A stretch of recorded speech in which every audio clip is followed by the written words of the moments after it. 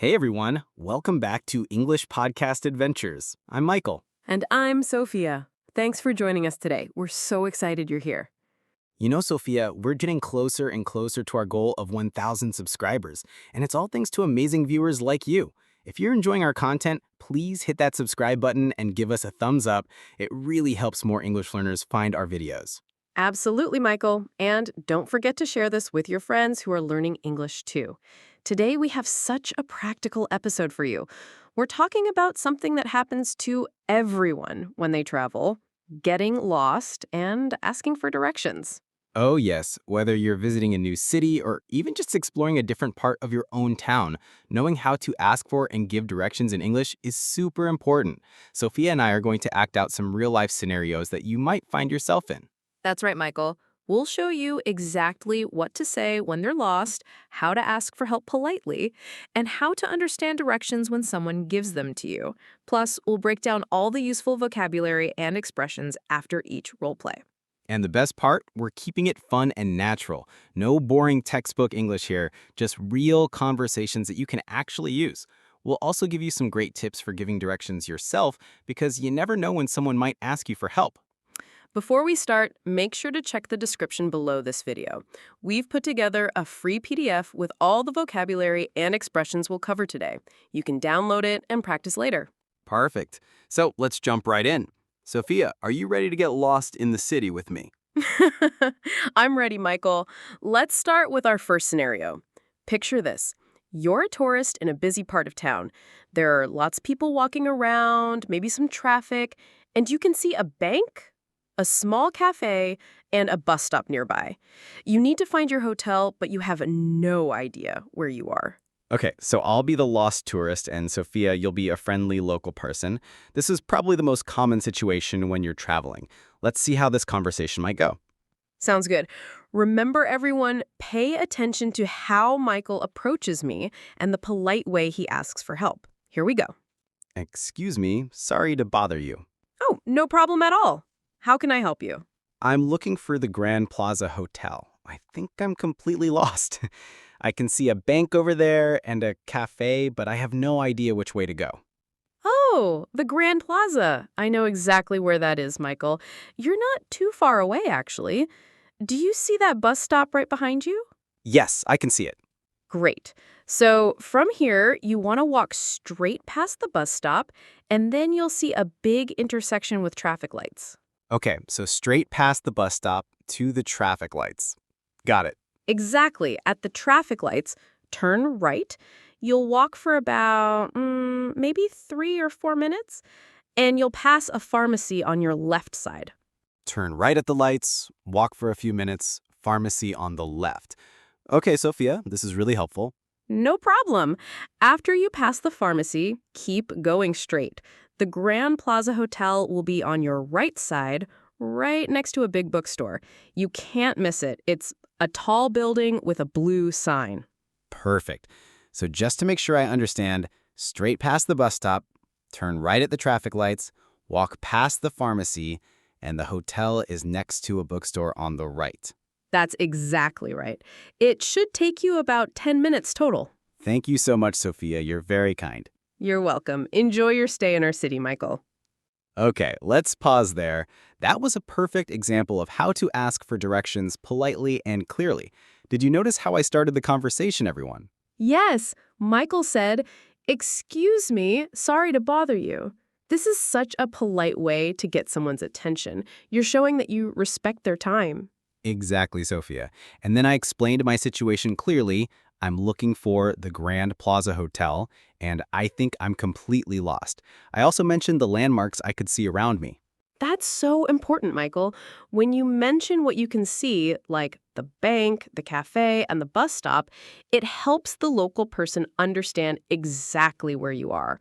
It makes it much easier for them to give you good directions. And Sophia, you gave really clear directions. You used simple language and broke it down into steps. Can you tell our listeners about some of the key phrases you used? Of course. I said, walk straight past. That means continue in the same direction and go beyond something. I also said, turn right at the traffic lights. Always mention the landmark where they should turn. Right. And I said, you'll pass a pharmacy on your left side. Using you'll pass tells the person what they'll see along the way, so they know they're going in the right direction. And don't forget about next to. The hotel is next to a bookstore. This preposition is super useful for giving directions. You can also say across from, behind, or in front of. Great point. And I love how you finished with a time estimate. It should take you about 10 minutes total. That really helps people plan their walk. Absolutely. Now, let's talk about some other useful expressions for asking directions. Michael, what are some different ways to start the conversation? Well, besides, excuse me, sorry to bother you, you can also say, excuse me, could you help me? Hi, I'm looking for. Sorry, do you know where is? Can you point me in the right direction? Perfect. And for describing where you want to go, you can say, I'm trying to find, I need to get to, do you know how to get to, or I'm looking for the way to. And if you're really lost, like I was, you can say, I think I'm lost. I have no idea where I am. I'm completely turned around. I'm completely turned around. That's such a natural expression. It means you're so confused about directions that you don't know which way is which. Exactly. Now, for our listeners who might find themselves giving directions to tourists, here are some useful phrases Sophia used. Walk straight or go straight. Turn left or right at. You'll pass or you'll see. It's next to or it's across from. And don't forget about giving distances and time. It's about 5 minutes away. Walk for 2 blocks. It's just around the corner. You can't miss it. You can't miss it is fantastic. It means the place is very easy to see or find. Very encouraging for a lost tourist. Before we continue with our next scenario, this is a perfect time to remind everyone, if you're finding this helpful, please give us a like. It tells YouTube that our content is useful, and that helps more English learners discover our channel. Thanks, Sophia. Now let's move on to our second scenario. This time, I'm going to be a tourist who needs to visit multiple places, and Sophia will help me figure out the best route. This happens a lot when you're sightseeing or running errands in a new city. You might need to go to the bank, then to lunch, then maybe to a tourist attraction. The key is asking for directions to multiple places efficiently. Right. So in this scenario, let's say I'm at the bank we mentioned earlier, and I need to go to the train station, but I also want to grab lunch at a good restaurant along the way. Sophia, you'll be a helpful local who knows the area well. Got it. This is great practice because it involves planning a route and understanding more complex directions. Let's see how this plays out. Hi there. I wonder if you could help me with directions. Of course. What do you need to find? Well, I need to get to the train station, but I'm also looking for a nice place to have a lunch first. I'm coming from the bank. That's where I am now. Do you know anywhere good to eat between here and the train station? Oh, perfect, Michael. Actually, there's a really nice route you can take. From the bank, if you walk down this street for about 2 blocks, you'll find Maria's Bistro on your left. It's excellent for lunch. Maria's Bistro, 2 blocks down on the left. That sounds great. And how do I get to the train station from there? It's really easy from the restaurant. When you come out of Maria's Bistro, turn right and walk straight down the same street. You'll go past a small park, and then you'll see a big intersection. Okay, so right out of the restaurant, straight past a park to a big intersection. Exactly, Michael. At that intersection, turn left, and the train station will be right there. You'll see the big sign. The whole walk from the restaurant to the station is maybe 8 to 10 minutes. Wonderful. So just to double check, Sophia, from the bank, 2 blocks to Maria's Bistro on the left, then out of the restaurant, turn right, past a park, left at the big intersection, and I'm at the train station? Perfect, Michael. You've got it exactly right. And Maria's Bistro is really worth stopping at. They have amazing sandwiches. Thank you so much. You've been incredibly helpful. No problem at all. Enjoy your lunch and have a safe trip. Great. So that was an example of asking for directions to multiple places. The key here is to be clear about your priorities and ask about the best route. Exactly, Michael. You did a great job explaining that you needed to get to the train station, but you also wanted lunch along the way. That gave me all the information I needed to suggest a good route. And Sophia, you were smart to suggest a logical order. Lunch first, then the train station.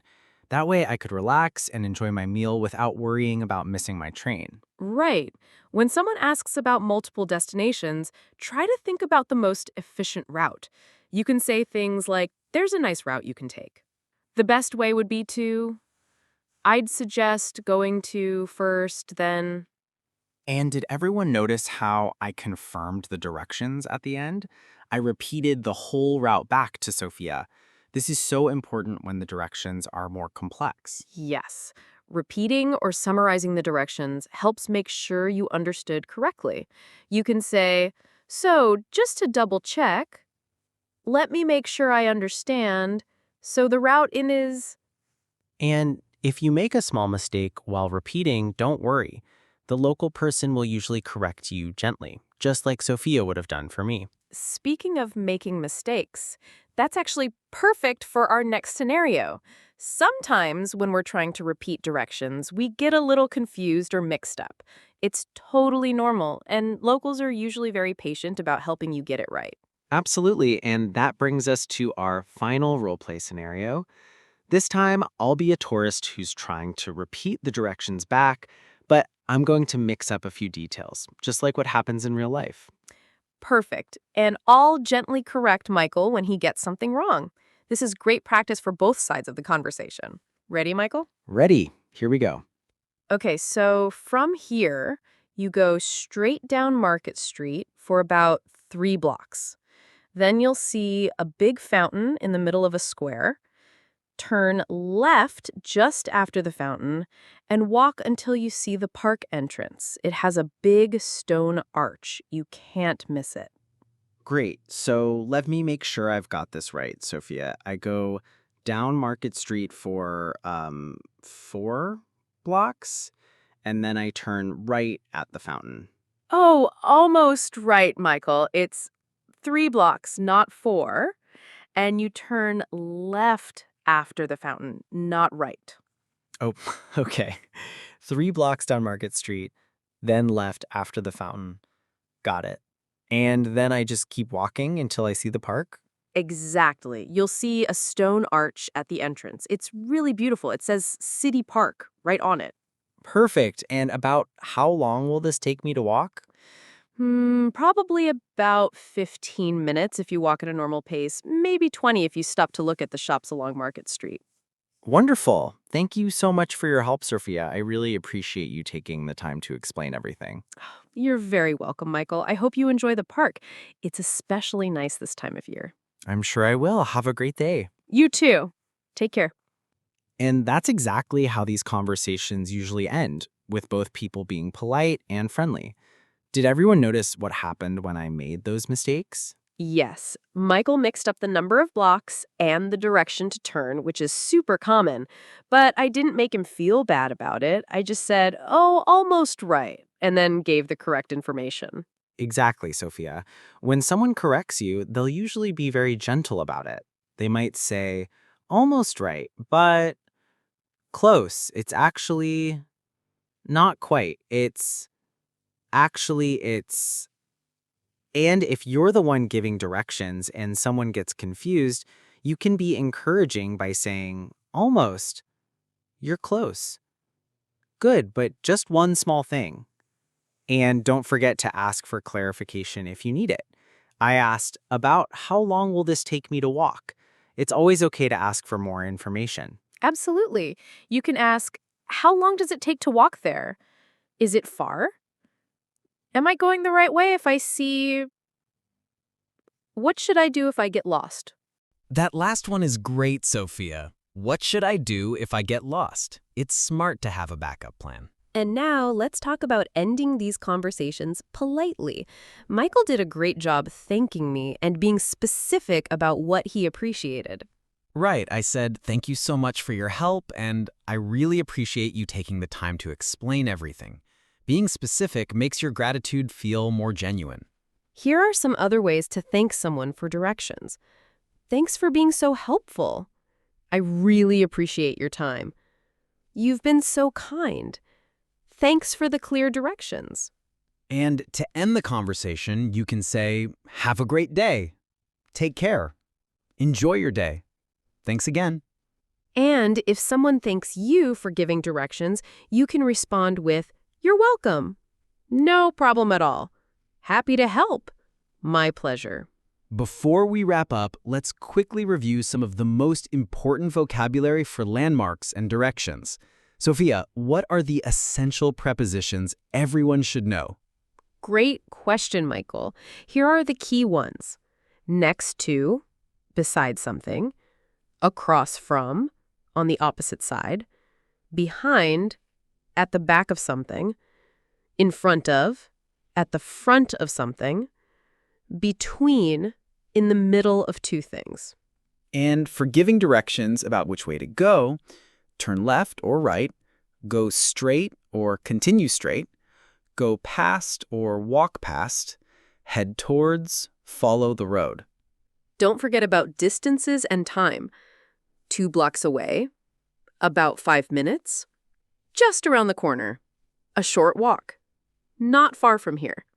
And here are some useful landmarks you'll often hear in directions: traffic lights or stoplights, intersection or crossroads, bridge, fountain, church, post office, pharmacy. Shopping mall, hospital, school, museum, these are all common landmarks too. And remember, when you're describing where you are, mention what you can see around you. That's such good advice, Sophia. Now we want to share a few final tips for our listeners. First, if you're traveling somewhere new, it's always good to have a map on your phone as backup. Absolutely. But don't just rely on your phone. Asking locals for directions is a great way to practice your English and often leads to interesting conversations and recommendations. So true. And if you're nervous about asking for directions, remember that most people are happy to help. Just be polite, speak slowly and clearly, and don't be afraid to ask them to repeat something if you didn't understand. And if you're the local helping a tourist, speak slowly, use simple vocabulary, and don't be afraid to use your hands to point in the right direction. Yes, hand gestures are universal. They really help make directions clearer. Before we finish, we want to remind everyone one more time. If this episode has been helpful for you, please subscribe to our channel and hit that notification bell. We're working hard to reach 1,000 subscribers, and every subscription helps us create more content like this. And share this video with your friends, classmates, or anyone else who's learning English. Word of mouth is the best way to help our channel grow and reach more English learners around the world. We also love hearing from you in the comments. Tell us about a time you got lost in a new place, or share your own tips for asking directions. Michael and I read every comment, and we often get great ideas for future episodes from your suggestions. That's right, Sophia. Your feedback really helps us make better content for English learners. And speaking of helpful resources, don't forget about that free PDF we mentioned at the beginning. Yes, in the description below this video, you'll find a link to download a PDF with all the vocabulary, phrases, and expressions we covered today. You can print it out, save it on your phone, or use it to practice with friends. The PDF also includes some bonus phrases we didn't have time to cover in this episode, so it's definitely worth downloading. Well, that brings us to the end of today's episode. Michael, this was so much fun. I think our listeners are going to be much more confident about asking and giving directions in English. I agree, Sophia. Remember, everyone, the key to getting better at English is practice. So next time you're out and about, try using some of these phrases, even in your own city or town. And don't worry if you make mistakes. As we showed today, people are usually very patient and understanding when you're trying to communicate in a second language. That's exactly right. Making mistakes is part of learning, and most people will appreciate the effort you're making to speak their language. Before you go, make sure to check out another one of our episodes. There's a video on the screen right now that we think you'll really enjoy. We cover lots of practical English topics that you can use in everyday situations. Thanks so much for spending time with us today. I'm Michael. And I'm Sophia. Until next time, keep practicing your English, stay curious, and don't be afraid to ask for help when you need it. See you in the next episode of English Podcast Adventures. Bye, everyone.